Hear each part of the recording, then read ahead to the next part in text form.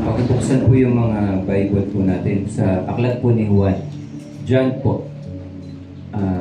Chapter 10 po ang babasahin natin. Babasahin natin starting verse 7 hanggang verse 9. John chapter 10 verse 7 to 9, ang sabi po dyan, kaya't muling sinabi ni Jesus, pakatandaan ninyo, ako ang pinto ang dinaraanan ng mga tupa. Ang mga nauna sa akin ay mga magnanakaw at mga tulisan. Ngunit hindi sila pinakinggan ng mga tupa. Ako ang pintuan, ang sino mang pumasok sa pamamagitan ko ay maliligtas. Papasok siya, lalabas at makakatagpo ng pastulan. Tayo po ay manalangin. Dakilang Diyos, aming Ama, salamat po sa araw na ito, sa pagkakataon na muli kami po ay magkaisa at mag-iisa sa iyong gawain. Bless this day and bless this hour as we worship you and praise your name. Salamat sa pagkakataon na bilang isang pamilya, physically and online, kami po ay nabibigyan ng pagkakataon na mas makilala ka sa pamamagitan ng iyong mga salita. Dalangin namin na sa mga oras na ito, katagpuin mo po kami, patuloy ang presensya mo kumilos sa amin, ano man pong gawain or distractions na kaaway, may it be in the form of problems or mga iba pang alalahanin, ay may waksi namin to sa aming mga puso't isipan. Palitan mo ito ng pag-asa at ng kasiyahan na gagaling sa iyo. Nang sa ganon, buong kapayapaan at kagalakan po kaming makapakinig ng iyong mga salita. Sa mga oras na ito, tulungan mo po kami. Kayo po ang aming maging teacher. Bigyan mo kami ng buhay sa pamamagitan ng iyong salita at maintindihan namin ng mas mabuti na kami ang iyong mga tupa, ikaw ang aming pastol at hindi ka po natutulog. Lagi kang nandyan to guide us, to bless us, and to make our life abundant. Dalangin po namin na sa mga oras na ito, ikaw ang personal na mangusap sa bawat isang nandito. And I pray, matagpuan din nila ang kanilang mga kapahingahan. Muli nagpapasalamat kami, Ama, at ino-offer namin at dinededicate ang bawat bahagi ng gawain nito sa matamis na pangalan ng aming Panginoong Hesus. Yes, we pray. Amen and amen. Pwede na po tayo po.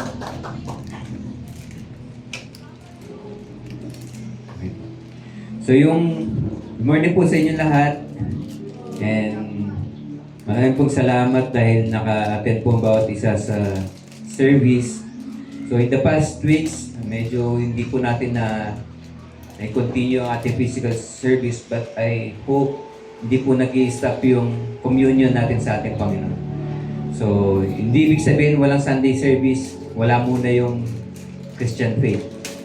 So yung pananampalataya po natin ay pang-araw-araw po siya, panghabang buhay siya.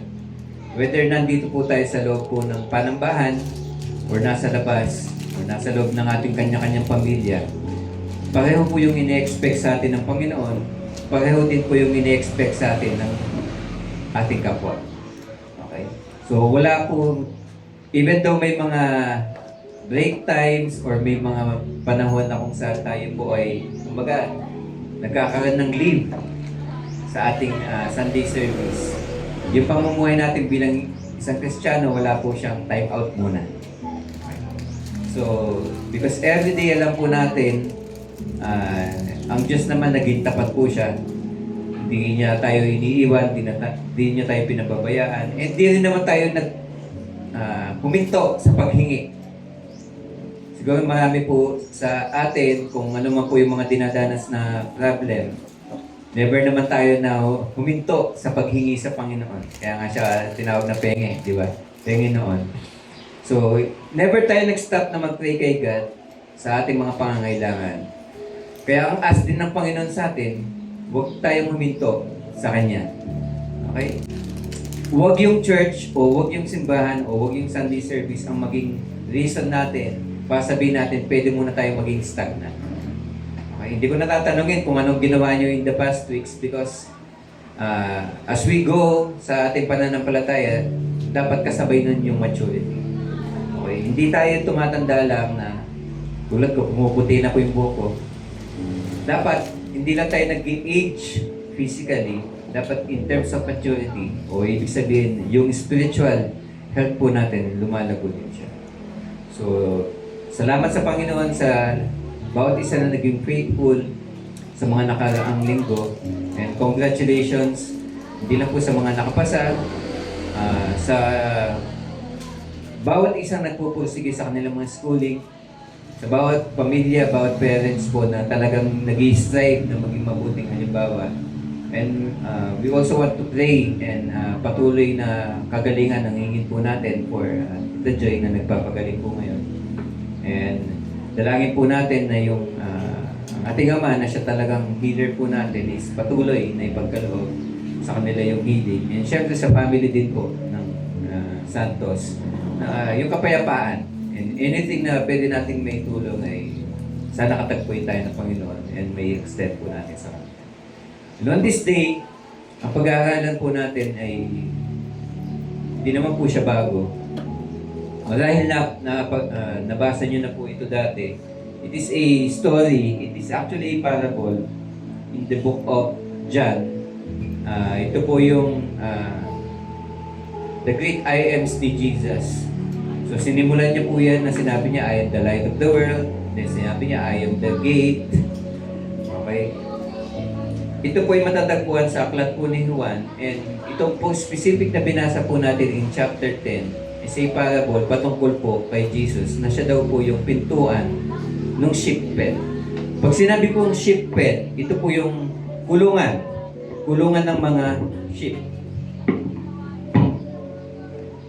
So para maintindihan po muna natin itong story, tignan po muna natin yung tinatawag na cultural background. Pag sinabi pong cultural background or culture, ang tinutukoy po doon yung way of life noon.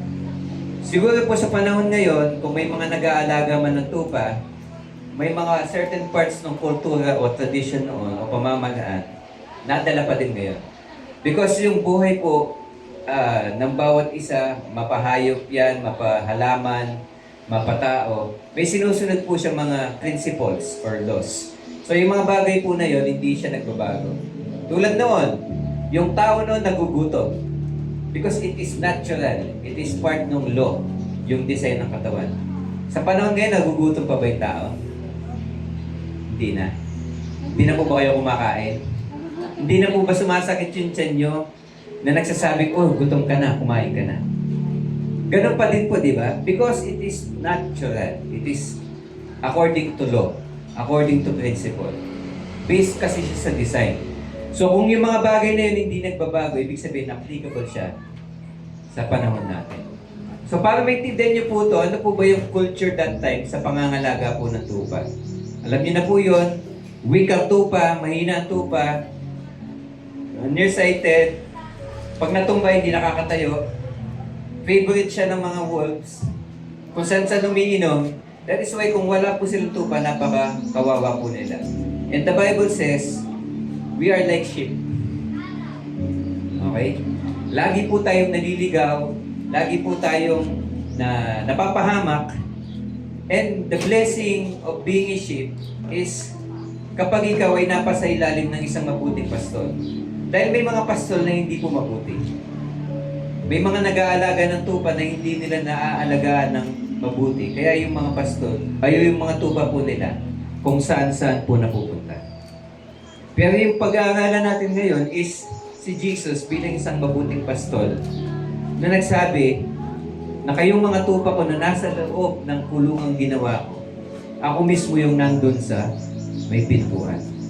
In short, sinabi niya, ako yung pintuan. And I pray na habang pinag-aaralan natin ito, makuha natin yung talagang message niya. And kung paano siya nag-a-apply sa buhay natin. Kasi hindi siya applicable lang noon. Applicable yung salita ng Panginoon until now. Kasi sinasabi niya, siya ay he is the same yesterday, today, and forever. Ibig sabihin, hindi siya nagbabago. Yung salita niya, kung gaano ka-effective noon, ganun din po siya ka-effective. So bakit po ba gumagawa po ng sheep pen? Okay. Pag sinabi pong ship pen, kulungan. Ship. Ako po na panulat ko. Okay. Imagine niyo po yan, hawla po yan. Okay. Tapos ito yung pinaka-pinturan.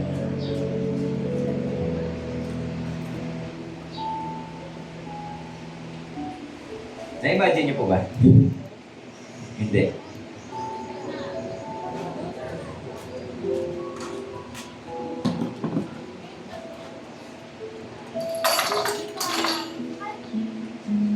So ito pong ship pen, usually gawa po siya, ang ginagawa po ng mga pastol, di ba alam naman po natin na kapag pakakainin niya po, dinadala niya sa mga madadamong lugar. Pero pagdating po kasi ng gabi, during winter season po, napakalamig. Kaya po ang ginagawa po ng mga pastol, usually sa tabi ng bahay po nila, imagine, kung ito yung bahay nila, for example, sa tabi po nun, nagtatayo sila ng ship pen. Okay. Para maging kulungan at magsilbing protection po nung mga ships. Minsan naglalagay po sila ng bubong. Depende kung saan po yung direction po ng hangin. Tinatakpan po nila yon, binububungan nila, naglalagay po sila ng tinatawag na hay. Ano po ba yung hay sa Tagalog? Hindi naman, dayami. Galing. Bigyan ng jacket dyan. Sino? Bakit po kailangan po ng dayami? Kumbaga, ini-insulate po nila. Una, dinalagay ng bubong para kung ano man po, kung sabihin natin may snow po doon or may something na magkukos na mabasa po yung mga tupa, may protection sa taas. Naglalagay po sila ng wall na kung saan kapag may malakas na hangin, hindi po sila lalamigin. Tatandaan niyo po, ang mga tupa po, makakapal po yung balahibo po nila. At kapag makapal ang balahibo mo, syempre, may initan ka. Tama po? Pero imagine mo kapag nabasa po yun. Unang-una, napakabigat. Ikalawa, mas malamig.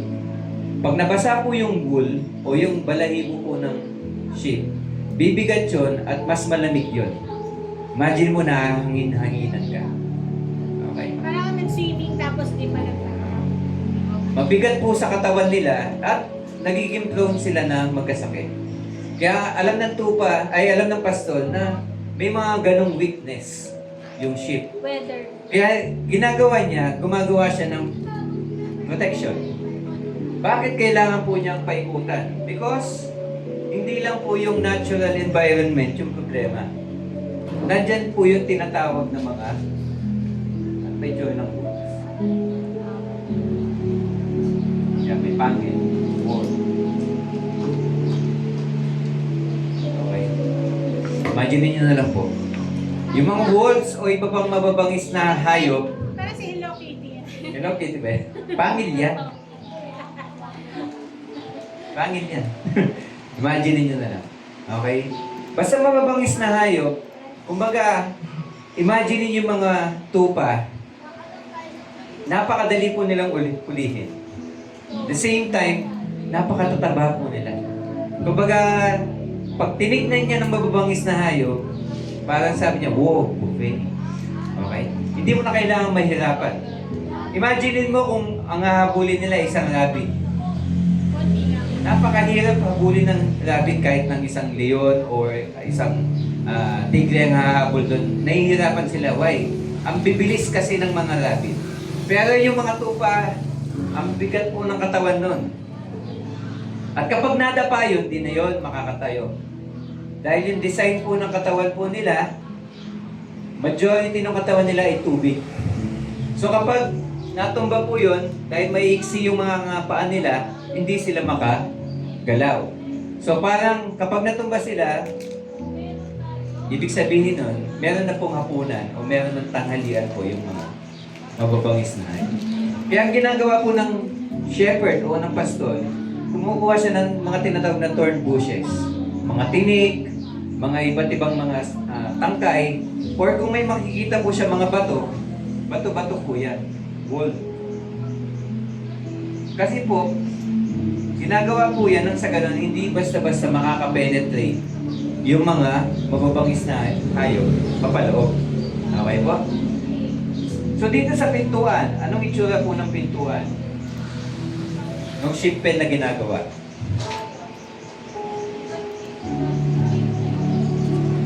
Wala po siyang pinto. So imagine niyo itong gate na to, wala yung gate. Pero liitin nyo lang ng konti. Sakto lang po yung katawan ng mga halos dalawang pinagtabi po na ship. Ganun lang po siya kalaki. So paano po yan sinasara po ng shepherd? Okay? Hindi po siya naglalagay ng pinto dahil ang pinto madali pong buksan. Kung may magnanakaw po, madali pong buksan yan. Kung may kung wala nagbabantay, even yung tupa na nasa loob, okay, even yung tupa, bago na yun. Hindi na ganyan. Even yung tupa na, ano tawag doon? Matigas ang ulo, pipilitin niya pong banggain yan. Okay? Yung pinto na yan. Malalakas po din ng mga tupa, matitigas din po ang ulo nila. Na kapag pinilit po nilang banggain po yan, may possibility mabuksan po nila.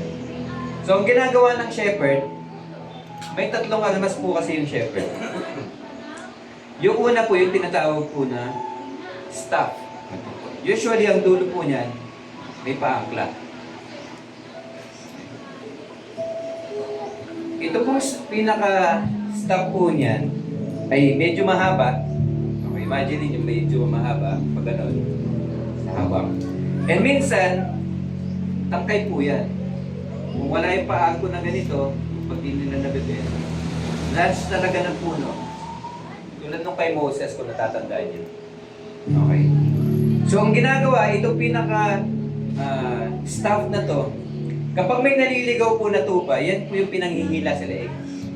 Pag naliligaw ng landas po, or lumilihis na po ng daanan. At the same time, pamalo din po yan. Okay. Pero itong mismong staff na to, nilalagay po dito sa taas. Pinapatong po yan ng shepherd sa taas. At yung shepherd po, umuupo dyan. Diyan po siya natutulog. Okay? Na-imagine niyo po? Ano pa po ba yung second na tool o equipment po ng shepherd? Yung tinatawag po na rod. Yung mahal sa picture. 18 inches lang po yan. Isa't kalahating ruler. Ayun pala. Okay. Isa't kalahating ruler. Ginagamit po itong rod just in case may lumapit po na mabangis na hayop. Binabato po niya yan. Okay? Isa sa mga characteristic ng shepherd, shooter po sila. Ibig sabihin, kapag binato niya po sa isang mabangis na hayop, malaki yung accuracy rate niya, tinatamaan niya. And mabigat po yan. Okay? Kaya pag tinamaan ng isang mabangis na hayop, umaalis talaga. As a form of protection, pag nakikita po ng tupa na hawak-hawak nung shepherd po, yung rod po na yun, kumakalma sila. Kasi in the presence of wolves, na-agitate. Ibig sabihin, natatakot, naiirita, nagagambala po yung kapayapaan ng mga tupa na nasa loob. So, ang ginagawa po ng shepherd, by means of his tools, pinoprotektahan niya po yung kanyang kanyang mga tupa. At yung pangatlo, yung tinatawag na tirador. Na may gumagamit siya ng bato. One use po ng slingshot o tirador po ng isang shepherd. Ginagamit po yan kapag may mababangis din na hayop. Okay? But most of the time, ginagamit po ito nang sa ganun, yung mga lumalayo po ng mga tupa, may kukuha siya ng smooth stone. Ang ginagamit niya smooth, hindi yung natawag doon, hindi yung magaspa. Okay? Kapag, for example, dito ang pila, tapos lumihis ka na landas, at hindi ka kayang abutin ng tungkod mo. Kukuha siya ng smooth stone, lalagay sa tirador niya, at ititira papunta sa iyo. Hindi para tamaan ka. Yung unang tira niya ay malapit sa may ulunan mo. It is just enough na makuha po yung atensyon. At malaman mo na, uy, wala ka na sa pila. Kailangan mong bumalik sa pila.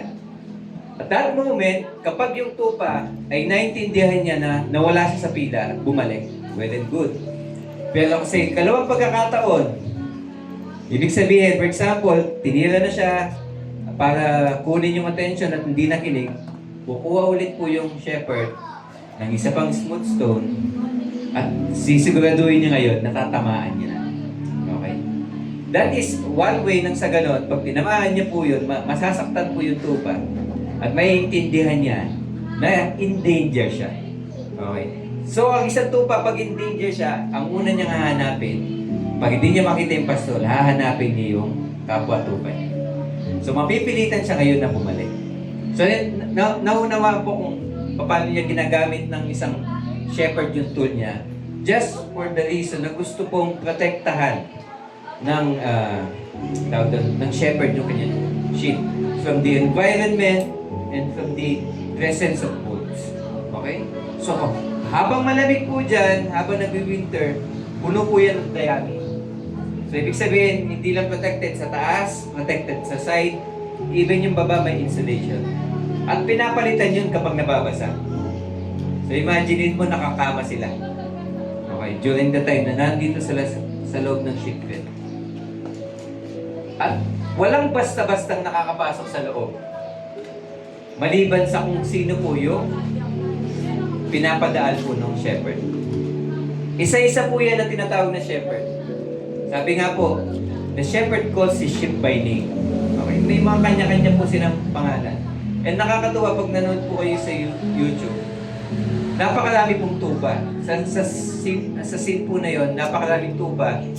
Then merong isang kamag-anak yata nung shepherd yon. Sinubukan tawagin yung mga sheep.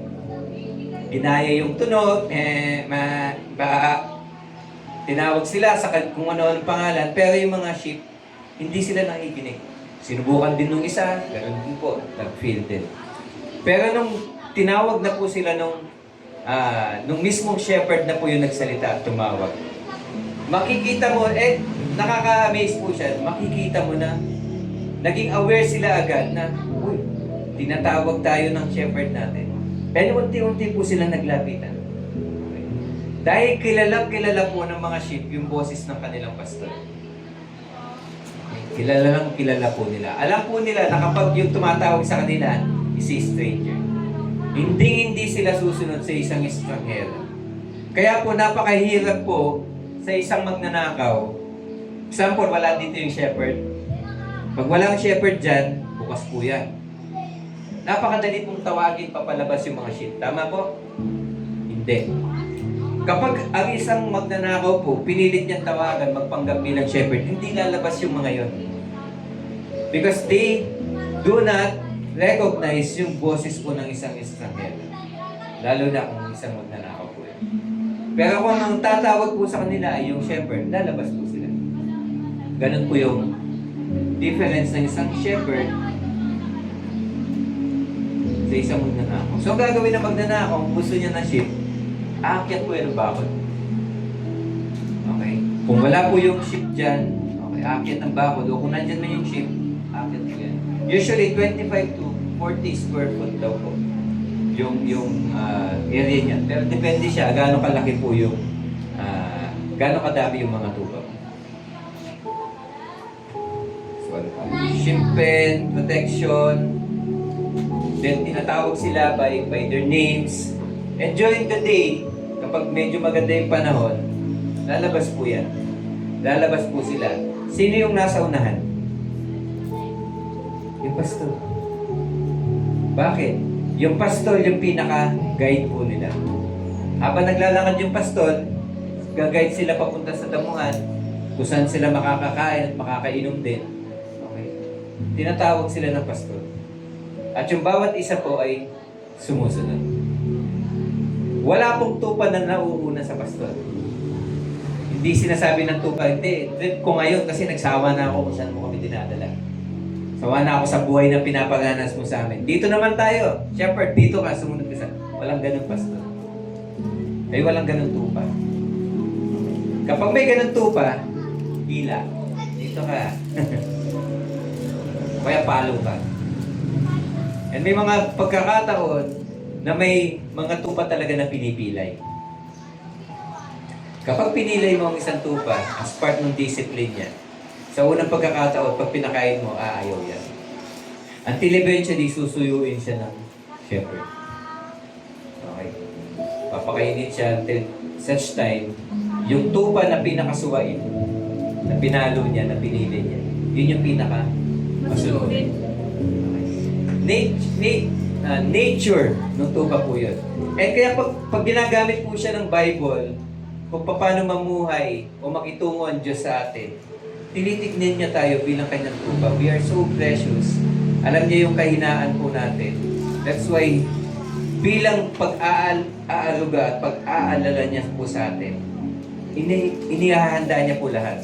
Binigyan tayo ng magulang, binigyan tayo ng mabubuting kaibigan, binigyan tayo ng iba't ibang experiences nang sa ganon matutunan natin na magtiwala po sa Kanya. Na wala tayong ibang boses na pakikinggan na siyang magbibigay ng abundance sa ating buhay, kundi siya lang. So, bilang yung shepherd po na nandito sa nandito sa gate, ang tanging access po dito sa sheeppen ay sa pamamagitan po niya. Okay, wala pong ibang pinto. Hindi sila pwedeng umakyat dyan kasi medyo may kataasan din po yan. Wala din pong ibang shortcut na hinuhukay palalim kasi wala pong kukuyod. Hindi din po sila makakapag-kapay. So in short, the only way to enter, to exit the sheeppen, okay, ay sa pamamagitan po, no? Shepherd. Okay? So sa loob ng sheeppen, may tinatawag na security. Okay? Within these boundaries, protected sila. Pag lumabas sila sa boundary na yan, prone sila sa attack. Prone sila sa harsh environment. Prone sila sa atake ng mga mababangis na hayop. Even yung pagkain nila, sila bala maghanap. And dahil malabo yung mata nila, minsan nakakakain sila ng mga wild plants na nagkukos ng na may poison pala, nagkukos po ng death po nila. Okay? Or umiinom sila sa malamig tubig, okay, nagkukos po ng pagkakasakit po nila. Within the sheep pen, may tinatawag po na abundance. Okay? Sa loob po niyan may pagkain. Sa loob po niyan may tamang inumin. Okay? Pero sa labas po niyan, wala. Bahala ka sa buhay. Kung ikaw ay tupa, pero hindi ka pag-aari nitong shepherd, hindi ka din pasok dito. Naunawaan po. Ang tanging tupa na papasok sa loob ng sheep pen na ginawa ng shepherd ay yung mga tupa niya. Kasi kung ikaw ay tupa at hindi mo siya kilala bilang shepherd mo, hindi ka din papasok. Naunawaan po. Ito yung culture background itong binabasa po natin. Okay? Pag iniintindi po natin kung ano po ba yung story, paano po inaalagaan po ng isang mabuting pastol yung kanyang mga tupa, mas mauunawaan natin ano ba yung mga pangyayari na binasa po natin dito sa John 10. Actually, ang story po na to, kailangan basahin mo yung John 9. Okay? So, para maunawaan po natin itong the culture, dumako po tayo ngayon dun sa tinatawag na setting ng story. Tandaan niyo lang po ito, itong background na to. So, i-break niyo siya sa mind niyo. Itong sheeppen ay boundary of protection, abundance, vision, love. Kasi dito, bago mamatay yung mga tupa, hanggang mamatay itong shepherd. Kasi inaalay niya po yung buhay niya para dito sa mga sheep. Hindi po yan natutulog. The moment na kailangan po niyang magpahinga o pumasok sa loob ng bahay, tatawagin niya yung anak niya. Laging may kahalili, hindi po yan nawawalan ng bantay. Habang nasa loob ng sheep pen, yung mga tupa, hindi nawawalan ng bantay yung sheep pen. Okay? May mga pagkakataon kasi na nag-hire po ng taga-bantay.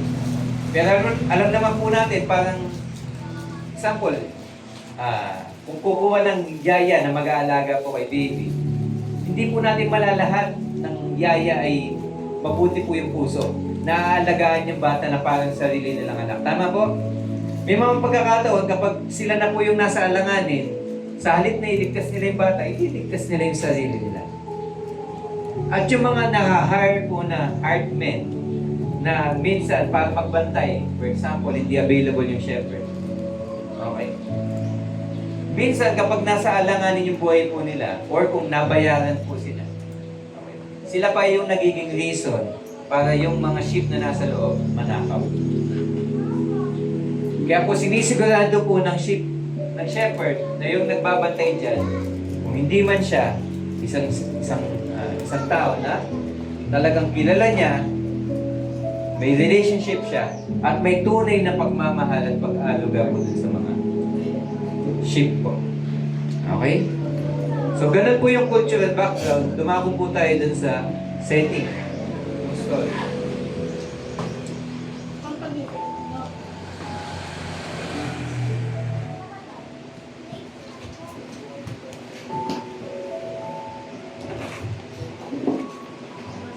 Ano naman po yung setting ng story? Pag sinabi pong setting ng story, ito po yung scenario noon, itong binabasa po natin na storya. So sa binasa po natin, ang sabi po dyan in starting verse 7, pakatandaan nyo, ako yung pintuang dinaraanan ng tupa. In short, sinasabi po ni Jesus Christ, doon sa sheep pen kanina, sino yung shepherd na nakaupo sa pintuan? Siya. Naunawaan po? Siya yung nandoon, yung tungkod niya nasa taas. Okay? Ibig sabihin, yung tungkod, it symbolize, parang scepter po yun ng hari. Yung scepter na yun, pag ang hari, ginamit niya yung scepter niya. For example, inatulad kita ng kamatayan at ginanong ko sa iyo. Isa po yung batas. Dahil yung scepter po ay kumakatawan sa authority at kapangyarihan. Imagine saan po nakalagay po yung scepter o yung tungkod. Nandun sa may nasa ibabaw ng kulungan. Tama po? Part po ng kulungan yung tungkod. Ibig sabihin, hindi nagiging kumpleto yung kulungan nang wala yung what does it says? Yung salita ng Panginoon ay siyang boundary ng buhay po natin. Amen. Everything that is inside the sheep pen Amen. is governed, protected, and provided by God's will. Amen. Naunawaan po? Walang ibang nakakapasok doon at nakakalabas na hindi sa pamamagitan po niya. Kaya sinabi ni Jesus dito, pakatandaan nyo, ang pintuang dinaraanan ng tupa ay ako.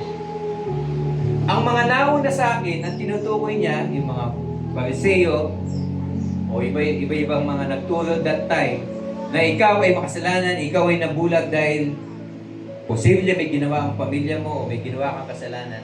Hindi ka maaaring pumasok ng templo. Hindi ka pwedeng makipag-worship o sumamba kasama namin. You are excluded, excommunicated, and ipapatapong ka. Wala kang fellowship, wala kang family. Tinawag po sila ni Jesus Christ ng mga tulisan at magnanakaw. Magkaiba po yun. Ang robber at thieves, magkaiba. Ang robber usually, yun po yung mga nagnanakaw ng mga traveler. Example, kayo ay magpupunta sa isang lugar. Okay, ang gagawin ng mga robber, nanakawin po yung mga property na dala. Yung thief naman, usually, yun po yung mga pumapasok ng bahay, naghahanap ng mga valuables. Pero dito, napaka-harsh nung ginamit ni Jesus Christ. Hindi lang kayo robber, mga thieves pa kayo. Ibig sabihin, ninanakaw nyo yung papasok sa loob, at yung nasa loob gusto nyo nakawin. Okay? Hindi ka lang robber. Hindi nyo lang sila pinipigilang makapasok, even yung mga nasa loob, pinipilit nyo silang ilabas.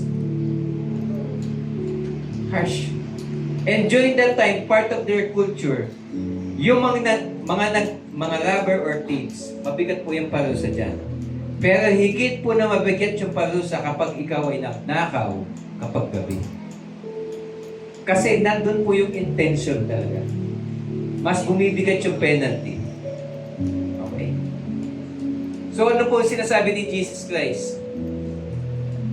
Ang mga nauna sa akin ay mga magnanakaw at tulisan, ngunit hindi sila pinakikinggan ng tupa. Why? Because sheep only hear yung voice ng shepherd nila. In short, yung mga tao na gustong lumapit sa Diyos, sabi nyo kayo yung mga shepherd na mag-guide sa kanila. Hindi nila kayo pinakikinggan. Why? Hindi yung best interest nila yung gusto. Hindi yung ikabubuti nila yung iniisip ninyo. Okay. Ang iniisip nyo yung mga personal ninyong mga hangarin at mga layunin. That is why yung mga sheep na yan, hindi nila kayo pinakikinggan. So ano po ba yung setting na binabanggit? Bakit sinabi ito ni Jesus Christ? Babasahin niyo po yun John 9. Para maintindihan niyo yung story na yan. Kasi alam niyo na yung culture ng pangangalaga ng tupa. Pero itong story, para maintindihan niyo siya, kailangan maintindihan niyo yung background, bakit sila umabot sa statement na to. In John chapter 9, it is the story of the blind man who was born blind. Ibig sabihin, yung tao na ipinanganak na bulag. Okay, sabi ng mga disciples, syempre hindi na natin babasahin yan na buo, basahin niyo sa bahay. Nagtanong yung mga disciples, Teacher, Rabbi, bakit kaya siya nabulag? May nagawa ba siyang kasalanan? Kaya siya pinanganak na bulag? O may nagawa bang kasalanan yung mga magulang niya?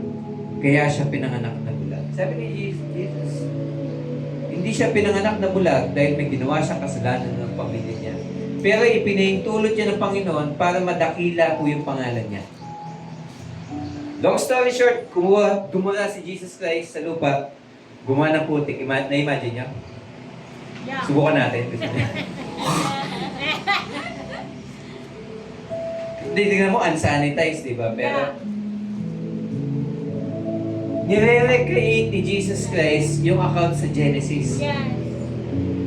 Nang ang ating Panginoon ay dumakot ng putik. Yung mata na hindi bukas, gumawa po siya ng mata sa pamamagitan ng putik.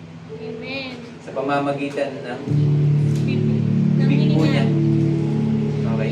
Naggawa siya ng mud. Nilagay po sa mata po ng Bulag. taong pinanganak na bulag. At sabi niya, pumunta ka sa pool ng Siloam. In short, he was sent. Okay? Lahat po ng tinatawag ng Panginoon, hindi lang po sila nakaka-experience ng kagalingan o ng pagbabago ng buhay. Sila po ay isinusugo ng Panginoon. Likewise, ang bawat isa po na tinawag ng Panginoon, same calling. Yes. Sinusugo po tayong lahat. Pumunta ka dun sa pool ng Siloam o Siloe dito sa Tagalog, which means sent. The same word as apostle. Okay. Pumunta daw po dun yung bulag, nagugas ng mata, and eventually, nakakita siya. So may apat na pangyayari na kung saan nagtaka po sila sa nangyari po dito sa taong bulag. Unang-una po yung mga bystander doon. Yung mga taong everyday nakikita tong bulag na namamalimos. Tandaan niyo po yung inaral natin. Ang namamalimos ay napaka-degrading. May kasabihan nga noon na mas mabuti pang mamatay kaysa mamalimos. Okay? Tinanong siya ng mga Pariseo kung paano siya nakakita, kaya sinabi niya, pinahiran daw din po ng putik. Same story. Di po ba, kung kayo po ay alam po yung buhay ninyo, alalahanin niyo yun during that time na kilala ka bilang chismosa, mata pobre. Grabe naman. Hindi. Ano lang, ine-exaggerate ko lang po. Or gumagawa ng kung ano-anong masasama. Di po ba, minsan may mga bansag po tayo. Ay, si ano yan, malamot siya. Imagine niyo po yan. Itong taong itong bulag, ganun po yung kalagayan niya. Yan yung bulag na namamalimos. So imagine niyo po yung buhay po ninyo before Christ. Step in sa buhay po natin. May kanya-kanya po tayong mga kapintasan. And yung mga kapintasan na yon, nakakabit po siya sa pangalan po natin. Pamilya yan ng mga malalamot. Di po ba? Pag ikaw ay, kaninong anak ka? O, pamilya yan, chismosa. Dapat na gano'n kayo, nagmaskong kayo. Nang sa ganun valid yung pag-chismis niyo. Di po ba? No. Tayo po ay bunga ng mga experiences po natin. Pangit man yan o maganda, ganun po tayo nililibelan ng mga tao. At minsan kapag instantly nagbago po yun, ayaw po ng tao yun. Kasi minsan, kaya ka kaibigan ng kaibigan mo kasi pareho kayo ng kapintasan. Lahat daw na magaganda nagsasama, lahat ng pangit nagsasama. May maganda. Joke lang po yun. Pero birds of the same feathers flock together. Kung ano yung naranasan mong experience, problema, di ba ganun yung hinahanap mo sa social media? May groups ba nung nakaranas ng, example, ulcer? Di ba hanap ka ng community ng mga nagka-ulcer? Paano ba sila gumaling? Ano ba yung lifestyle na nila? Why? Because napipil mo, doon ka bilong. Doon ka makikilala, doon ka makakasurvive. Paano ba maging Pampapayat. magpapayat? Or yung LICF ba yun? Ha? LCIF? Low carb. Low Carb Intermittent Fasting tama. So, hahanap ka ng community. Bakit? Doon ka kasi doon yung relationship. Yung fan ng mga ganyan. Pero imagine mo, biglang umalis ka sa grupo na yon. Ikaw dati na binabansagang ganito, hindi ka na ganon. So yung mga tao na yun, magtataka sila dahil ayaw po nila ng ganong change kasi may order po eh. Ako mas matas ngayon, ikaw nandiyan sa kalagayan. Pero kapag umangat ka, teka, may problema, may ginawa kang mali siguro. Kasi hindi dumaan sa amin eh. Hindi namin nalaman kung paano ka nagbago, eh kami yung daan ng pagbabago. Kaya nagtataka itong mga parents, paano ka nakakita? Kaya sinabi niya, inulit lang niya. Walang bago sa storya. Itong tao na to, pinahiran ako ng putik at pinagilamos ako sa Pulap Silong. Nakakakita na ako ngayon. Sabi ng mga Pariseo, hindi pwedeng kay God galing yan. Sapagkat hindi niya ipinangili ng pamamahinga. Ano pong sinasabi? Araw ng Sabat ngayon, bawal magtrabaho. Pero, yung nagpagaling sa'yo, kumilos ngayong araw, nagtrabaho ngayong araw. Therefore, hindi yan sa Diyos. Itong taong bulag na to, matagal po siya, sabi ng scripture, since birth, bulag siya. Pero mas matalino pa po siya sa mga Pharisee. Bakit? Ganito po siya sumagot. Hindi ko alam kung galing siya sa Diyos o hindi. Kung makasalanan man siya o hindi. Dati akong bulag, ngayon nakakakita na ako. At nauunawaan ko, kung hindi siya galing sa Diyos, hindi niya ako kayang pagaling. Naunawaan ko, wala siyang in-explain na hindi niya ginastify na hindi mabuti naman yung ginawa kahit araw ng Sabat. Hindi niya ginastify yan. Ang sinabi lang niya, ang buhay ko ganito dati. Hindi ko kayang baguhin yung buhay ko dati. Pinanganak akong ganito, kahit anong doktor, hindi ako kayang galingin. Even kayo, pwede niyang ganun sabihin eh. Even kayo na malapit sa Diyos, na nagtuturo ng salita ng Panginoon, na siyang sinasabing shepherd, itong Israel, hindi niyo naman ako nagagamot eh. Hindi niyo naman nabago yung buhay ko eh. Pero itong tao na to, binago niya yung buhay ko. Ay, naunawaan po? Okay. So sabi, dahil po doon, nagalit po yung mga Pharisee. Patawag niyo nga yung mga magulang nito. So dumating na naman itong magulang. Pangatlong pagkakataon, tinanong ng mga Pariseo, ito bang anak nyo na to talaga bang ipinanganak na bulag? Madali na magsabihin. Yes or no. O pinagaling siya. Kasi kung ikaw ay magulang, nandiyan ka pa din eh. Tinitignan at kahit pa paano tinitignan mo po yung mga anak mo. Pag napariwala man yan ng landas, tinitignan mo yan, hindi yan nawawala sa heart mo. Pero dahil napunta na sila sa alanganin, sa halip na kupkupin nila yung anak nila at i-embrace na dahil ngayon ay magaling na. Ang sabi, siya na tinangin nyo. Legal age na yan. Huwag na kami. Bakit? Natatakot sila na sila mismo ay madamay. At sila mismo ay may exclude din. Itiwalag din sa simbahan, hindi na rin makapagsamba. So ang sabi, hindi, kayo na lang. Wala silang pinagkaiba dun sa hard men. Natatandaan niyo po, yung shepherd kapag hindi available, umuupa siya ng tao. Pero yung mga tao na yon, hindi naman ganun ka talaga kabukal yung pagmamahal nila sa mga tupa. Kaya kapag nasa alanganin, iiwanan nila yun. Ganun po lumitaw yung mga magulang ng bata. Naunawaan po, na the moment, anak na po nila yun. Ang common po doon, maintindihan mo, magsasacrifice yung magulang. Hindi. Sabi niya, tanungin niyo siya, legal age na siya. Nagugas kamay. In a way. So, tinanong ulit. Sabi naman Pariseo, for the fourth time, binalikan nila itong taong pinagaling. Sumumpa ka sa Diyos. Give glory to God. Magsabi ka ng totoo. Ang sasabihin kong bago. Kayo din ba gusto niyo maging disipulo niya? Di ba sabi ko nga sa inyo, pinagaling niya ako sa pamamagitan. Ang tawag doon?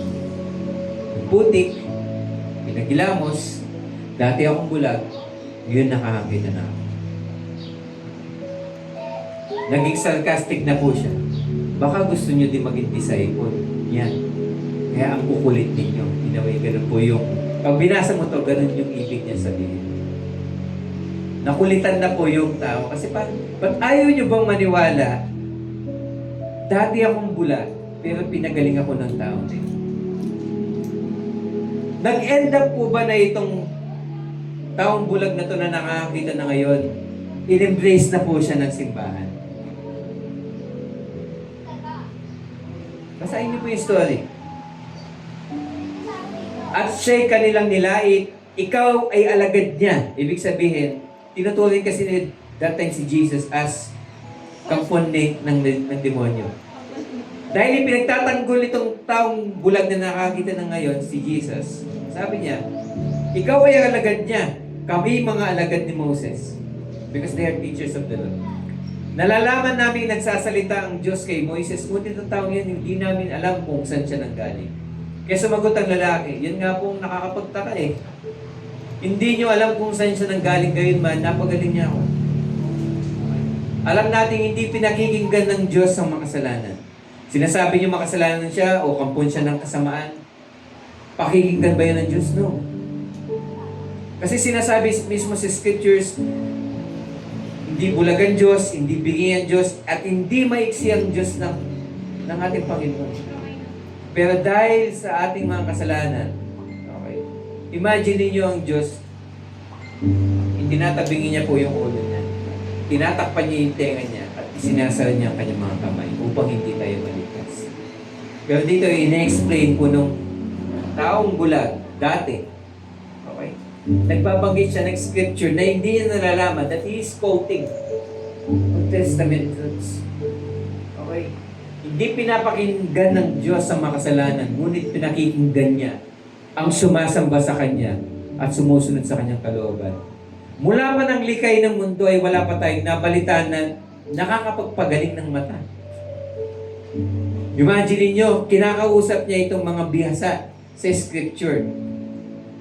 At itong taong bulag na naging wala siyang experience. Imagine niyo hindi siya nakakasamba. Pero ngayon nangungusap siya according sa truth.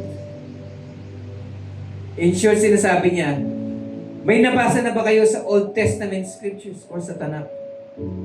May nabasa na ba kayo? May nabalitaan na ba kayo na pinagaling na bulag? Mula na yung ipinanganak po. Wala pong magagawa ang taong yun kung di siya galing sa Diyos. Naunawaan po. Yung tunay na tupa ng Panginoon, nakikilala kung sino yung shepherd niya. Okay? Sumagot sila, ipinanganak ng lubos ng makasalanan.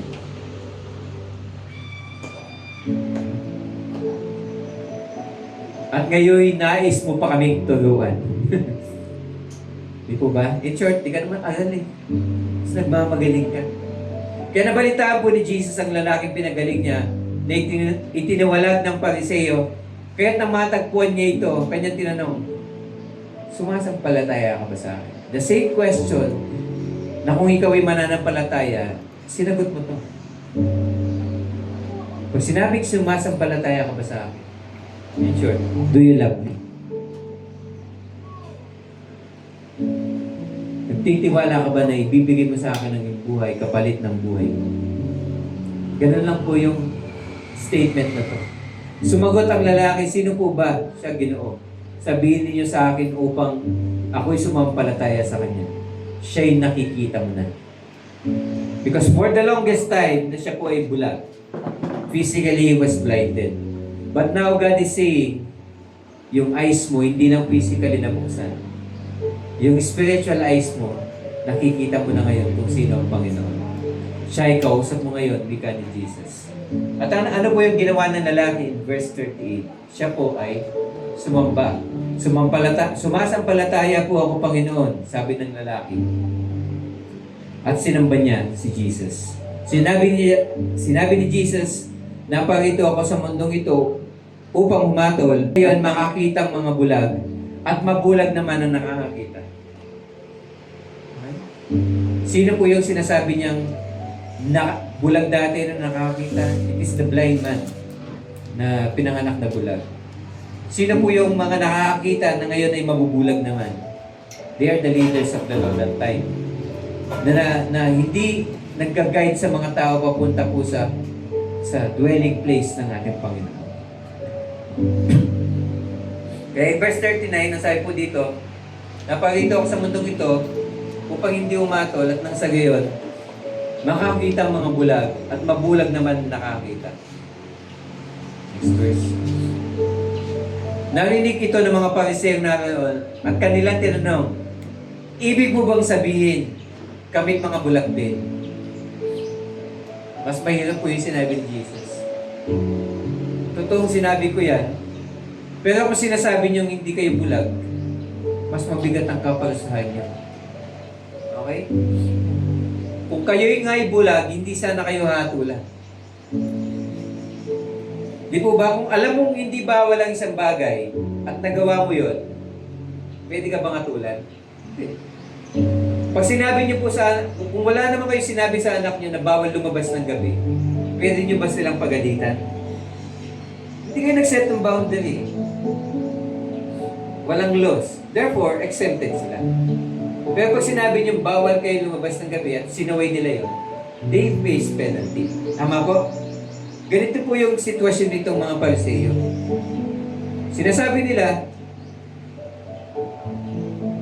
hindi naman kami bulag. In short, masahatulan sila. Dahil alam na nila na yung bunga ng ginagawa po nila ay hindi naglilid sa Panginoon. Therefore, mas mabigat yung penalty. Sila na silang leader to lead the people papunta dun sa loob po ng sheep pen. Sila po yung shepherd ng Israel Hindi nila ginaguide yung mga tao. Kaya sabi ng Lord, dahil doon, kayo ay mananatili may sala. Okay? Sila po ay pagdudusahan. At dahil kayo na sinasabi, kayo nakakakita ng daan, hindi yun nililid yung mga tao papunta sa tamang daan, kayo mismo ay bulag at mas masahod pa sa kanila. Kaya pagdating po sa chapter 10, pag binasa na po natin ito, nandyan na po yung story na nagbanggit na po si Jesus Christ ng parable. Okay? Binanggit niya po yung parable of the Good Shepherd. Kasi ang Good Shepherd po, nandyan po yan, ini-explain po niya Tandaan ninyo, ang pumapasok sa kulungan, in verse 1, ang pumapasok sa kulungan ng mga tupa nang hindi sa pinto nagdaraan. Kung tatandaan niyo po yung ship pen kanina, okay, sila po ay mga magnanakaw at tirisan. Ngunit ang nagdaraan sa pintuan ay siyang pastol ng mga tupa. Okay? Inilalarawan ni Jesus Christ yung nangyari dun sa bulag. Yung bulag na yon ay isang tupa ng Panginoon. Yung mga shepherds that time, yung mga Pharisees, sila dapat yung nag-akay dun sa tao, nagturo sa tao, nanalangin para dun sa tao. Pero kabaligtaran yung ginawa. In-exclude siya. Okay. Pero yung dapat na nangyari doon as leaders, dapat pinapanalangin nila yung family. Even the family may suporta galing sa simbahan. Okay. Pero nagsilbing sila po yung mga tulisan. Sa halip na makapasok, malabas. Yung mga nasa loob, lalong lumabas. Naunawaan po, yung mga nakakasamba sa templo, hindi makapasok doon for the benefit na makasamba, kundi manatili doon for the benefit na hindi sila exclude ng community. So nagsilbing rubbers and tapes po yung mga shepherds at yung pamamalakad po nila. Pero sabi ni Jesus Christ, ako bilang pintuan ng ship pen, okay, siya yung nagsilbing pinakadaan po nung nawawalang pastol dati. Pinapapasok siya ng bantay at pinapakinggan ng mga tupa ang kanyang tinig. Tinatawag niya ang kanyang mga tupa sa kanya-kanyang pangalan at inilalabas sa kulungan. Kapag nailabas na,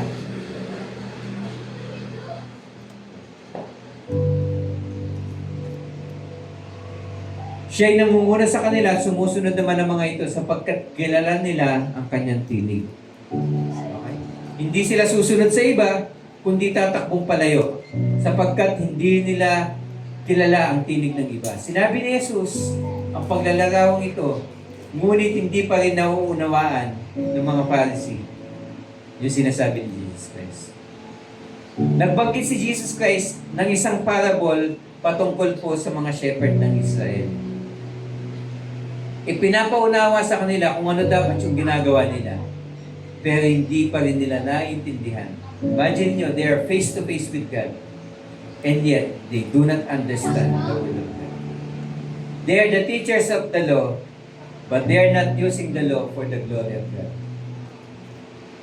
They are not using the law so that the people of God makapasok po sa loob ng shippen. Sila po yung mismo nagnanakaw, nagpe-prevent sa tao makapasok sa shippen or dun sa mga nasa loob para lumabas.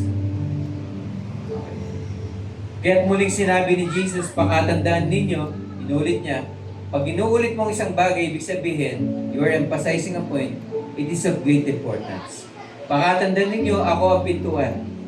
Walang ibang pintuan na dadaanan. That's why the access to the ship pen or dun sa dwelling place ng Panginoon, si Jesus lang po. Ang mga nauna sa akin is referring to the Pharisees or leaders of the law that time, ay mga magnanakaw at tulisan. Okay. Mahirap pong sabihin diretso that time. Okay. So gumamit po siya ng parable.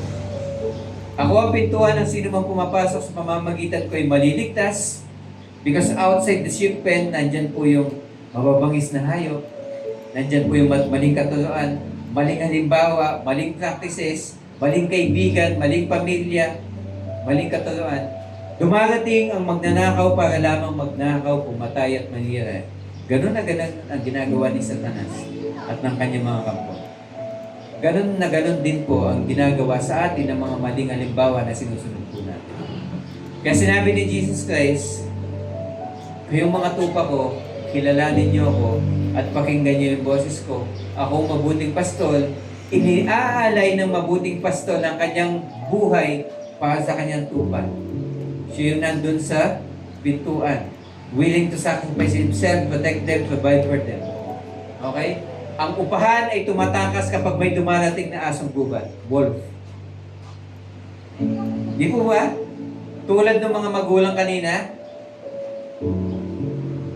okay? Sila'y hardmen na inihalimbawa dito.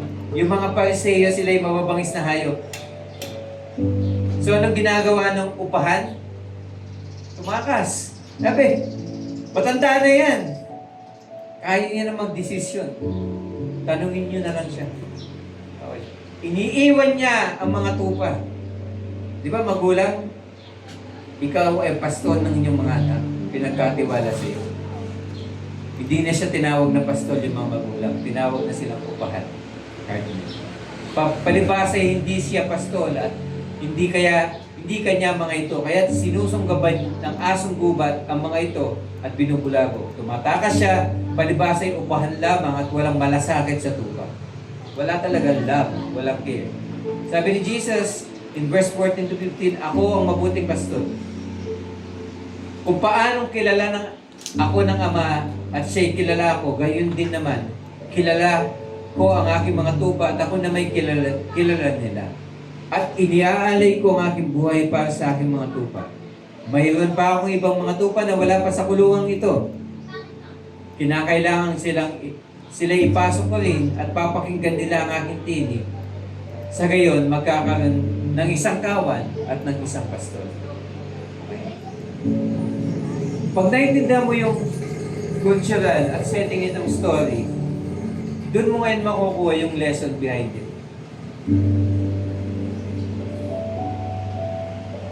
Unang lesson po dyan, okay, pag iisa-isahin po natin, unang lesson na makikita mo dyan is napaka-importante po nung tinatawag po na may mabuting pastor. The design nitong sanlibutan, dinesign ng Lord na may pastor. Kasi ang goal ng isang pastor is to prepare, to protect, to provide, okay, to make things grow. Imagine, nilikha ng Diyos ang sanlibutan. Pero sabi niya, wala pang tumutubo dahil wala pang tao na magbubungkal nito. There should be someone to govern. Para mag-multiply ang lahat ng bagay, dapat may namamahala. At kapag ang namamahala ay hindi mabuti, personal lagi po yung gagawin niya. Personal agenda, personal na layunin, hindi para sa ikabubuti ng nakalalahan. Design po siya ng creation na may laging inilalagay ang Diyos na shepherd. Sa pamilya, may nanay at tatay. Sa Bible study, may Bible study leader. Sa bayan, may mayor. Tama po? Sa mga lalawigan, may governor. Sa bansa, may presidente o may prime minister. Lagi may leader. Di po ba? Even sa church, iba't ibang leaders. May teacher, may presider, may mga leaders ng mga kids. Kids teacher. Di po ba? Inilalagay po yung mga ganon so that they can become shepherd. They can protect, they can provide, they can teach. Okay? At kapag ginagawa ng maayos po ng shepherd po yung role nila, tinatawag po silang mabuti. Bakit? Makikita po kasi yung bunga nun dun sa mga inaalagaan nila. May kapayapaan, provided, masaya. Di po ba? Yun yung role ng shepherd. Okay? It is the design of nature. Kaya kapag tinanggal mo yung mabuting pastor sa kahit anong entity, imagine mo, even katawan mo, may shepherd siya. May utak. May nagko-govern. Kapag tinanggal mo po yun, nagko-collapse ang mga bagay-bagay.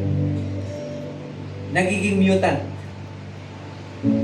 Ganun po yung ginagawa, kaya tinatanggal ang mga tatay or nanay.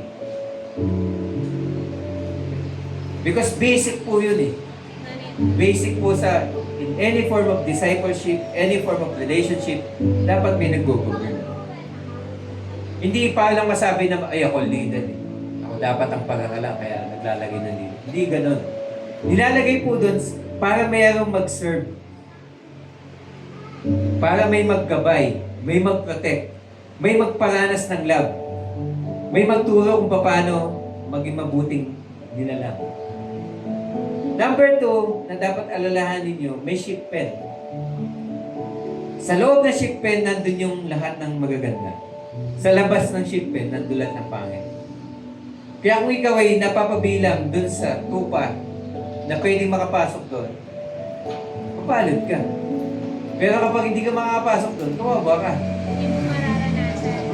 Kasi within those boundaries, nandun po yung tinatawag po na Blessing. blessing. Blessing. And sa culture, nilalagay po yung tungkod as part po nung ano po yung kumpleto sa shipment? Yung tungkod at yung shepherd. Yung tungkod, yung authority, word ng Panginoon. Tapos siya po yung shepherd mismo. He will see to it na habang nasa loob kayo ng pen, you are provided, you are protected. At kung kayo naman ay lalabas, kasi not at all times nasa safe place ka. Tama? Yes. Boundaries. Kaya po ako thankful nung nasa ibang bansa, alam ko po marami po nag-pray. Hindi ko na lang po binabanggit sa asawa ko because one time habang tumatawid, iba po kasi sa Paris eh. Well, Ngayon mo lang malilinig. ngayon can reveal. Biglang may mga sumusulpot na lang na sasakyan. And, syempre ikaw, pag naglalakad ka, may iksi lang naman po yung mga daan. Ayan. Muntikan, no? Pero buhay pa. Pag-pray sa'yo. Alam ko po kasi marami nagpipray sa akin. Hindi naman dahil pasaway ako kaya muntikan ako. Hindi mo po kasi malalahat kahit na susunod ka sa batas. Minsan, may mga naghahabol talaga ng bibilis kasi ng mga palitan ng red light, green light po. May iksi ang daan, saktuhan lang po talaga. Kasi sa labas din po yung parking. Thankful ako. Kinabahan ako kasi abang paglakad ko ng ganyan, hindi ko siya nakita eh. Kasi grade pa eh. Paglakad ko ganyan, syempre tutuloy ka. Hindi ka naman babalik. At ikaw pa talaga na napaka-effect mo sa mga to. Pero nakita ko siya, na habang papasok siya, nakita siya ng side ng mata ko. Hindi na ako lumitin na gano'n. Basta naging reflex na lang po ng katawan ko, pag lingon ko na ganyan, bigla pong gumanon yung paa ko. So nung hindi naman ako inabutan. Buti nakastep ako sa iyo. Kaya, alam mo na. Hindi ka mag-alala, kaya hindi ko na sinabi. Opo. At alam ko po, hindi dahil magaling po ako na mag-sidestep. Alam ko po may nag-delay mo sa akin. Kasi not at all times, kahit gaano ka ka-prepared, lagi po talagang May gawa na. tama po. At yun po yung sinasabi po nitong scripture. Pag lalabas po sila ng ship pen, Nagpe-pray ka. okay. Ang gagawin po, yung mismong shepherd, kukunin niya yung staff at siya mismo ang maglilid. Kaya kapag nasa pagsubok ka, whether in the form of finances, health, at nararamdaman mo wala ka dun sa boundary of protection or safe place mo, hindi nawawala yung safe place sa Panginoon. Kasi bit-bit niya mismo yung ship pen. Tandaan niyo po, ang kumukumpleto sa ship pen ay yung staff. Butas yun eh. Ang kumukumpleto dun yung staff, so gagaling yun ng Panginoon. So in short, dinadala niya po yung buong kulungan yung safe place. At siya mismo yung naglilid. One step at a time. Kaya po yun yung comfort ng isang may guide. Okay. Aakyat ka ng bundok. Imagine mo, hindi mo alam paano paakyat. Walang guide ng trail. Maliligaw ka. O mag-i-stack. May i-stack ko na lang doon. Ayoko na. Dito na lang. Pagod na ako. Pero kapag may nag-guide, magsasabi ko, Kaya mo pa. kaya mo pa. Alam na tuba kung kailan magugutom ka eh. Dadali ka sa iba't ibang lugar. Hindi man yun yung usual mong kinakainan. Kakain ka. Lord, naman na akong trabaho. Kung mag-alala, isa lang ba yung gripo ng blessing mo? Bubuksan natin yung ibang fountain na. Yes. Ganun po siya mag-provide. Hindi mo kailangan mangamba. Ang kailangan mo, magtiwala. Kaya nung tinanong niya yung nabulag na nakakita, hindi niya tinanong, masaya ka na ba ngayon? Nakakakita ka na. Pwede ka na ngayon makapasok sa loob ng simbahan. Hindi, ang tinanong niya, sumasampalataya ka na ba sa akin? Tiwala. It is a relationship ang ino-offer lagi ng Panginoon so that we can trust Him. Amen. Kasi during these trials na pinagdadaanan po natin, okay, ang tanging makakatulong talaga sa atin, Panginoon. Amen.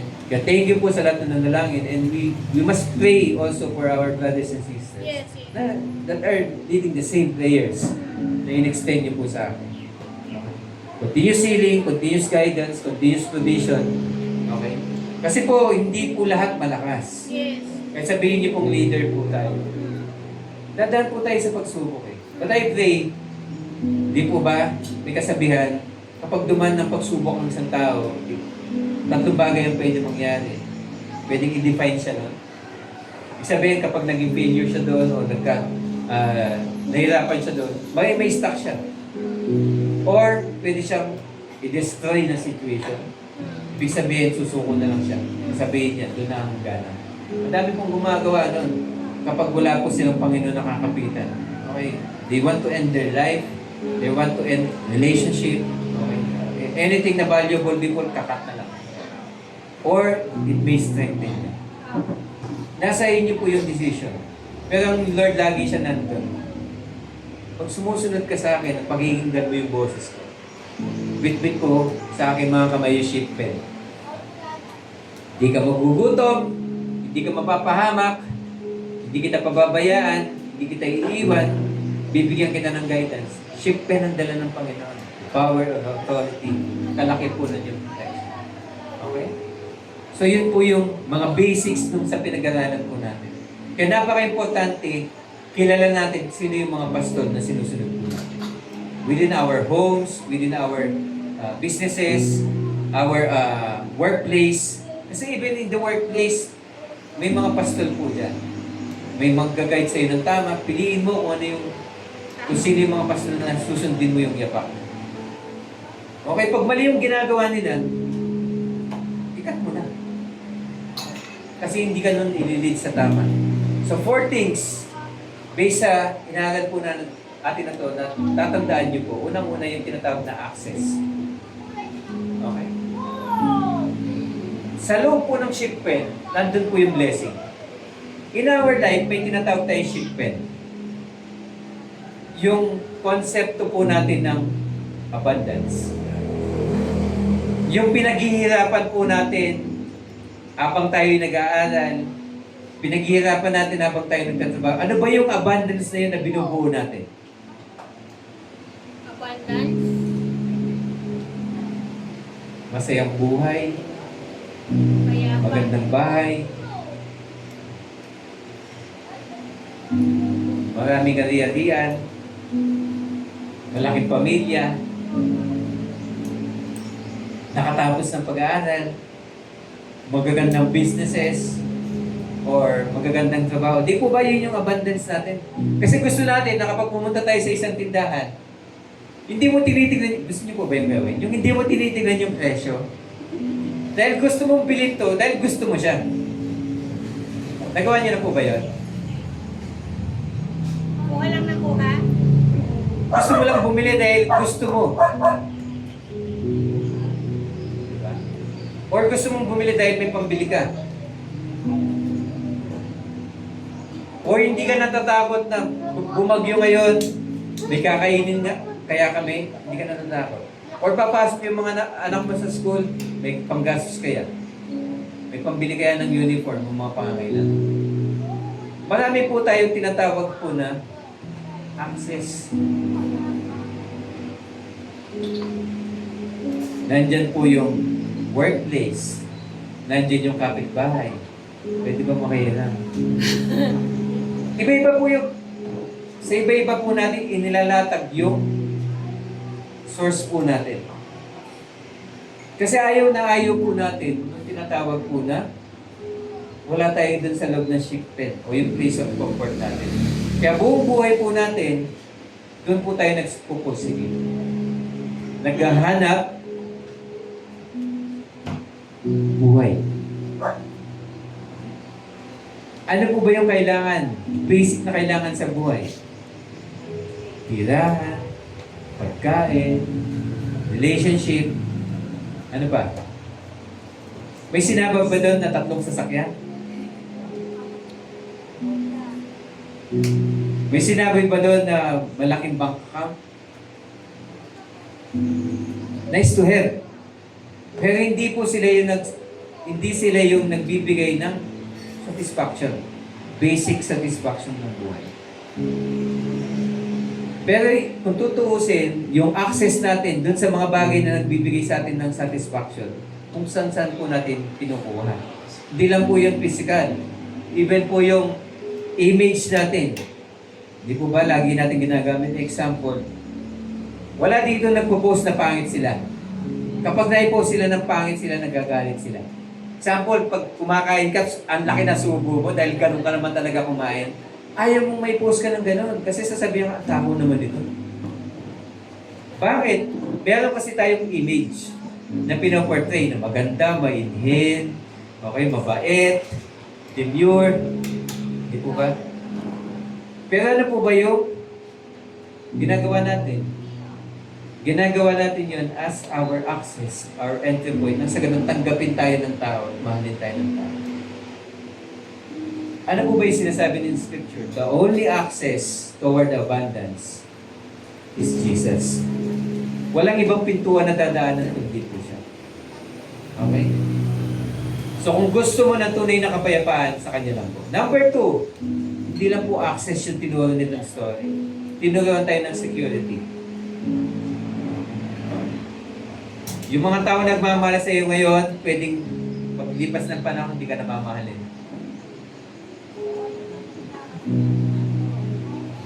Kasi ang tao po, dadaan na siya ng pagsubok.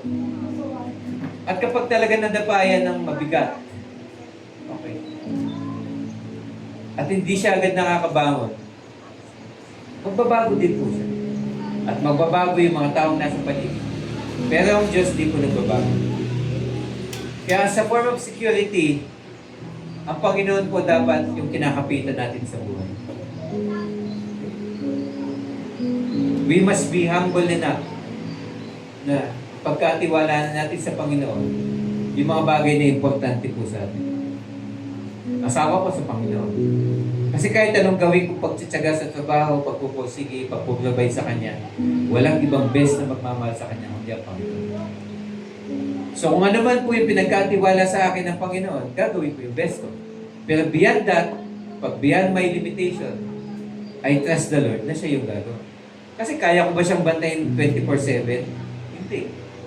Pag malakas na yung hilik niya at malakas din ang hilik ko, kaya ko ba bantayin? Hindi.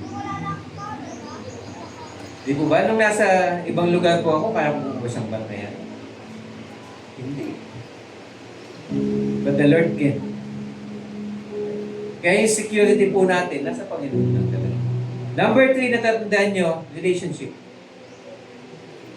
Yung mga nasa loob ng ship pen, tupa ng shepherd. Walang nasa loob ng ship pen na hindi kanya.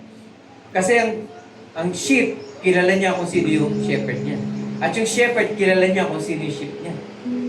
Kaya kapag wala sa loob ng sheep man, yung sheep niya, hinahanap niya.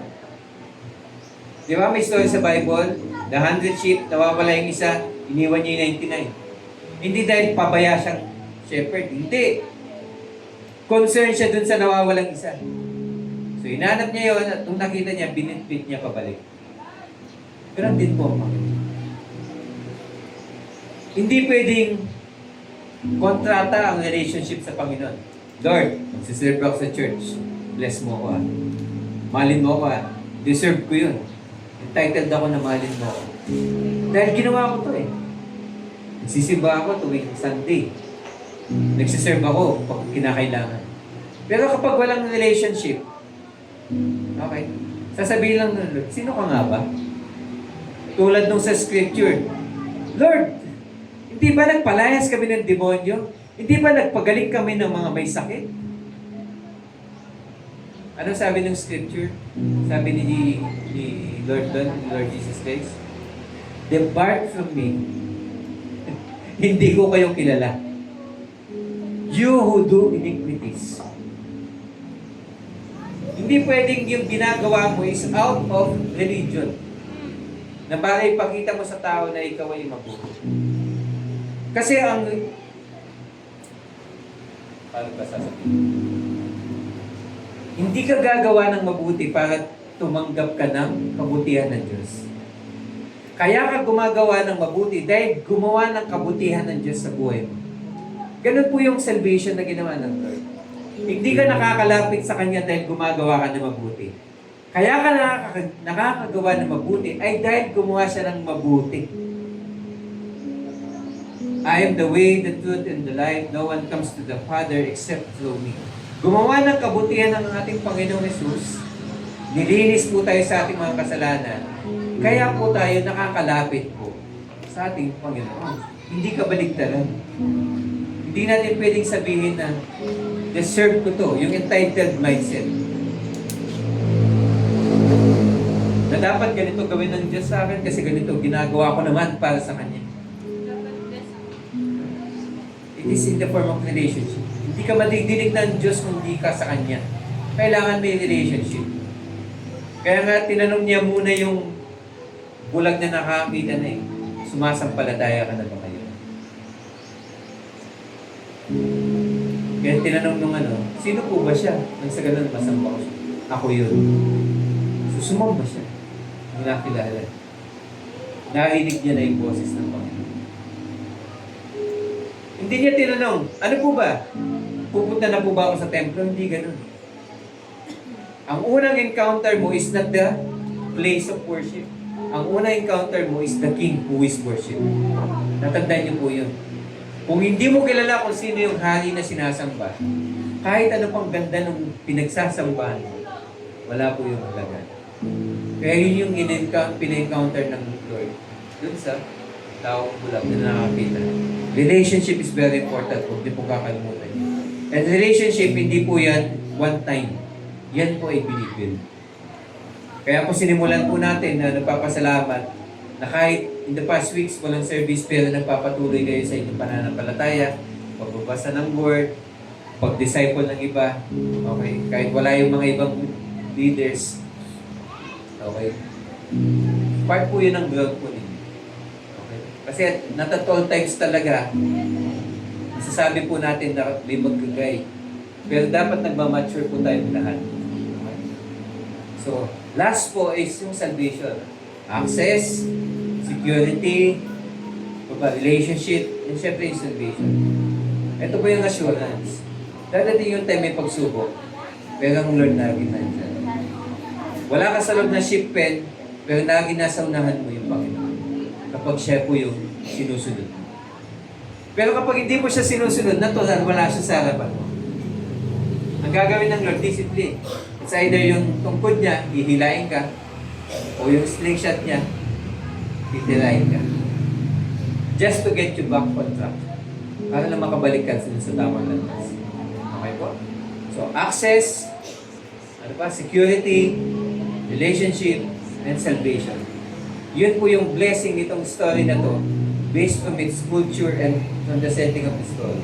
Isang paalala po siya na kapag sinabi natin ang Diyos ang aking mabuting pastor, walang ibang nagbigay ng access sa akin para maranasan ko yung kapayapaan ng buhay, kundi siya. Walang ibang nagbibigay ng security ng buhay namin, walang iba kundi siya. Walang ibang pinakamagandang relationship na masasabi kong lasting, long-lasting, eternal, hindi po galing sa Kanya. At wala pong ibang makakasave sa akin, hindi magulang ko, hindi trabaho ko, hindi yung reputasyon ko ang makakasave sa akin. Panginoon lang talaga. Because at all times, He never sleeps. Lagi siyang nandun sa may pintuan. He's looking at His sheep. Comforted ba sila? Nakakain ba sila? Kasi kapag ang tupa, hindi well provided, hindi well protected, hindi po yan nakaka-experience sa kapayapaan. Okay? But pag yung tupa na yon, well-fed, well-provided, well-protected, laging tulog. Kaya tinitignan ko po dito kung may natutulog. Wala naman po.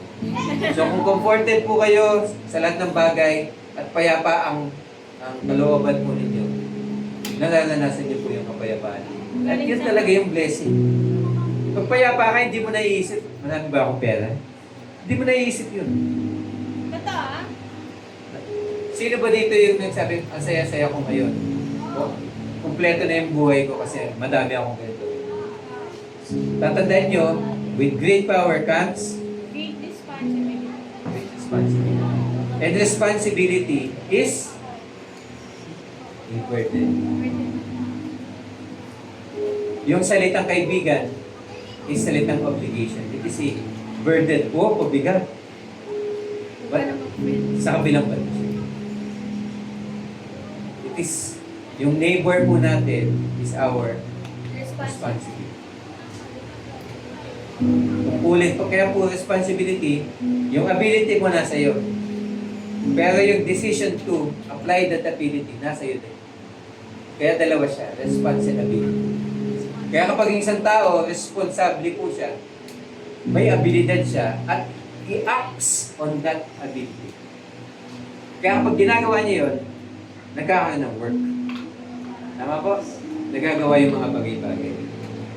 Nagkakaroon ng trabaho, nagkakaroon ng pagkain sa mesa, nagkakaroon ng mabuting relationship, naaayos yung kapaligiran kapag responsable yung tao. Ganun yung calling po natin. Ang reminder lang ng Panginoon, huwag siyang kakalimutan. Siya yung access, siya yung security, siya yung relationship natin, siya yung salvation. Okay? In and out of the shipwreck, we are well protected, well provided, well guided. Tayo pong lahat ay tumayo at magpasalamat sa ating Panginoon. Let us pray po. Nagilang Diyos sa aming Ama, thank you. Kayo po ang aming mabuting pastol. Mula pa noon hanggang ngayon talagang nandiyan ka po palagi. Hindi mo po kami iniiwan, hindi mo kami pinababayaan. You have provided for us. Pinatunayan mo po ang iyong katapatan. Pinatunayan mo na ikaw ay talagang mabuting ama, hindi lang pastol. Salamat po sa pagkakataon na kami po ay inyong binibiyayaan, iniligtas. At nagpapasalamat din po kami na kami po ay patuloy mo na inaakay, inaalalayan. Sa bawat pagsubok ng buhay, kayo po ay nandyan. Kayo po ay nagre-remind sa amin. Yung salita mo ang aming pinakikinggan. Dalangin po namin na even in times na talagang nahihirapan po o na nagugulimbihanan po ang bawat isa. Dalangin po namin na tanggalin mo ang anumang distractions at tanging boses mo lamang ang aming hanapin. Papasalamat kami, Ama, sa pamamagitan ng story na to, John chapter 9 and 10, ay pinaalala mo sa amin na ikaw ang aming mabuting pastor na laging nandyan to give access to the shipment, to secure us, and to nurture the relationship, and to always save us sa kahit anumang oras, sa kahit anumang panahon. Dadalangin ko po na i-bless mo ang bawat isang nandito. Ilayo mo sila sa anumang tukso, anumang kapahamakan. Ilayo mo sila sa anumang kapigatian. Dalangin ko po na ibigay mo sa kanilang mga puso yung tunay na kapayapaan at kasiyahan.